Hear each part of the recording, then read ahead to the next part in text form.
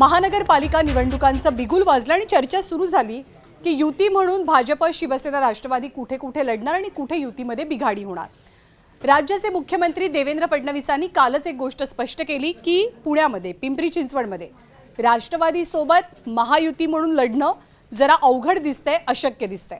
त्यांच्या वक्तव्याला 24 तासही उलटलेले नाहीयेत तोवरच राष्ट्रवादी, दोन्ही राष्ट्रवादी म्हणजे शरद पवार आणि अजित पवारांची राष्ट्रवादी आता एकत्र येण्याची शक्यता ही अधिक बळावू लागलेली आहे आणि त्या दृष्टीने चर्चा सुरू झाल्याची माहिती मिळते। पिंपरी चिंचवड शहरात पवार काका पुतणे एकत्र येण्याच्या दृष्टीने पुढचं पाऊल पडलं। राष्ट्रवादी अजित पवार पक्षाचे निवडणूक प्रमुख नाना काटे आणि शरद पवारांच्या निवडणूक कोर कमिटीचे सदस्य सुनील गव्हाणे या दोघांची एक बैठक झाली। दोन्ही राष्ट्रवादीची एकत्रित पद्धतीने अशी पहिल्यांदाच चर्चा झाली आहे।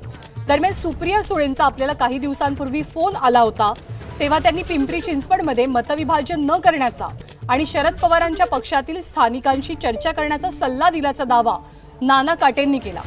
काटे आणि गव्हाणे यांनी अजित पवार आणि सुप्रिया सुळे या वरिष्ठांच्या आदेशांचं पालन करत ही बैठक घेतल्याचं कळतंय। त्यामुळे पिंपरी चिंचवडच्या निवडणुकीमध्ये पवार काका पुतणे ऑफिशियली एकत्र येण्याची शक्यता बळावलेली आहे।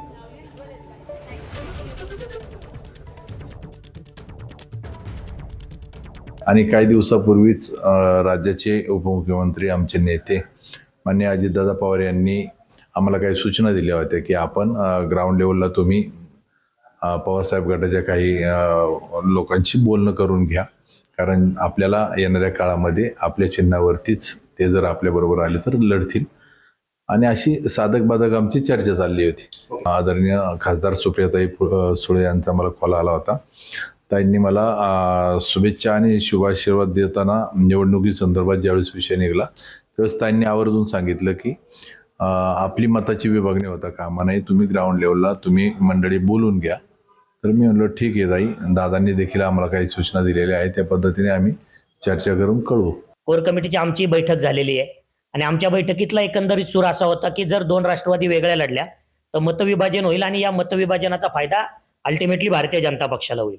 त्याच्यामुळे दोन्हीकडच्या कार्यकर्त्यांची अशी भावना आहे की हे मतविभाजन नसेल व्हायचं तर दोन्ही राष्ट्रवादी एकत्र लढल्या पाहिजे। त्या अनुषंगाने दोन्हीकडच्या कार्यकर्त्यांच्या भावनांचा विचार करून आम्ही प्राथमिक चर्चेला सुरुवात केलेली आहे। तर 2-3 दिवसात पुढच्या गोष्टी स्पष्ट होतील।